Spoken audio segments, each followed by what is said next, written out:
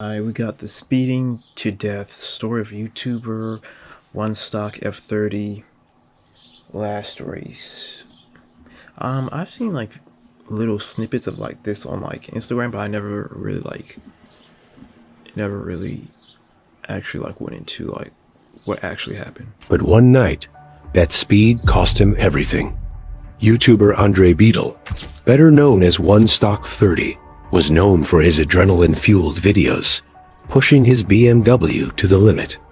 But on a late-night street race, his love for speed turned deadly. Was it a mechanical failure, a tragic mistake, or something more sinister? Stay with me as we unravel the final moments of a life lived in the fast lane. Andre Beetle wasn't just another social media influencer. To his fans, he was a legend, a daredevil, who took street racing to a whole new level. His Instagram and YouTube were filled with clips of him weaving through traffic at breathtaking speeds, often with little regard for his own safety.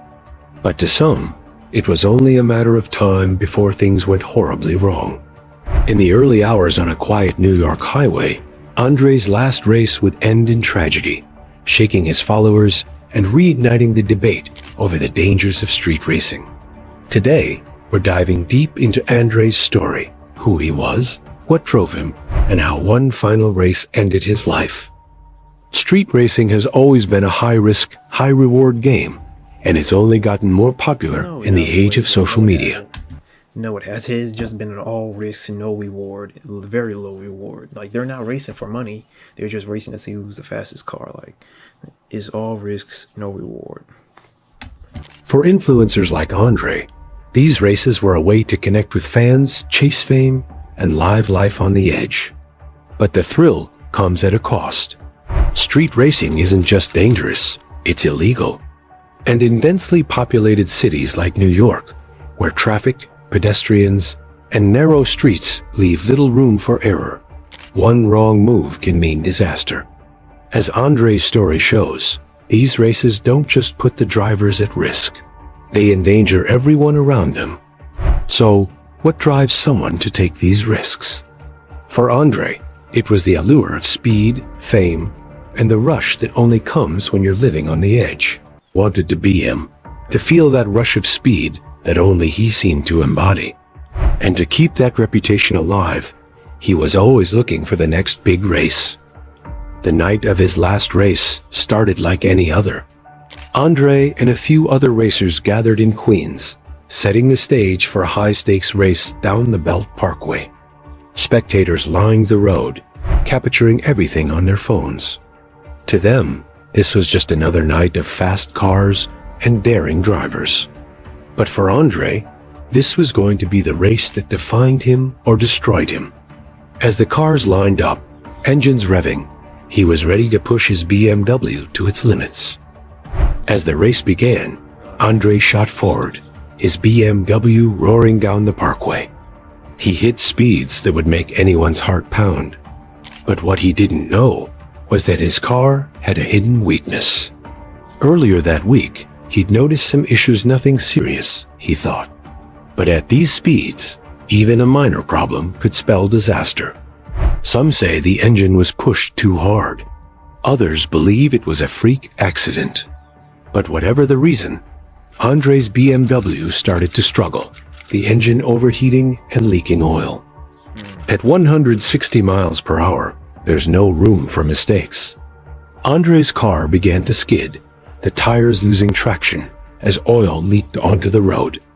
Within seconds, his car spun out of control, hitting another vehicle, a tragic end to a race that had started with so much energy and excitement.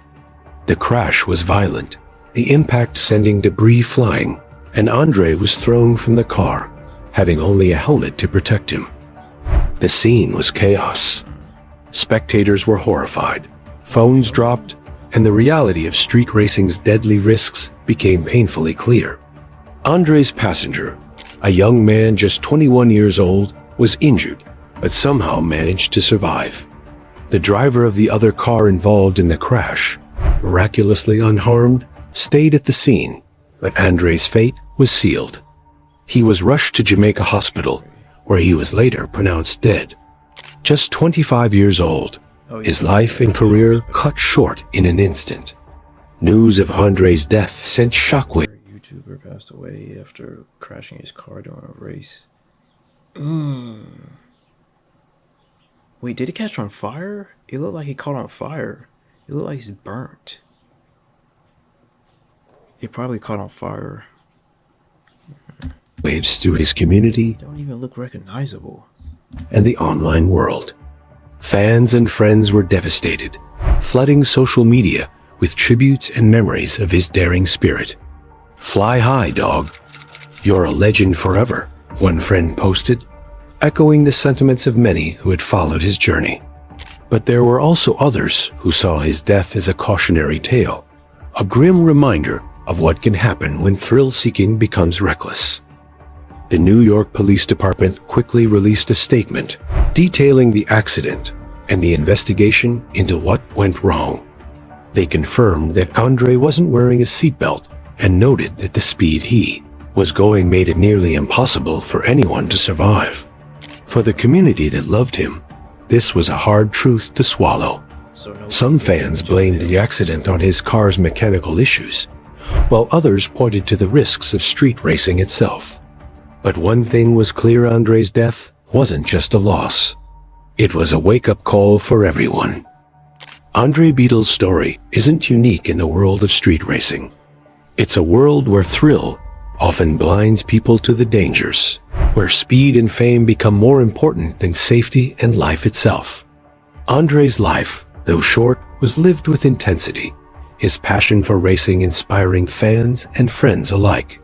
But his tragic death serves as a harsh reminder of the costs of illegal racing, of pushing machines and bodies to their absolute limits. For the fans he left behind, he watched his videos. Andre's legacy will live on. Alright, remember, most people running to the scene just wanting to see the damage. Your fans just move on to the next thing. Racing with no seatbelt, solid plan. Clearly was tired of being alive. No cage, no frame supports, no oil panel, transmission diapers.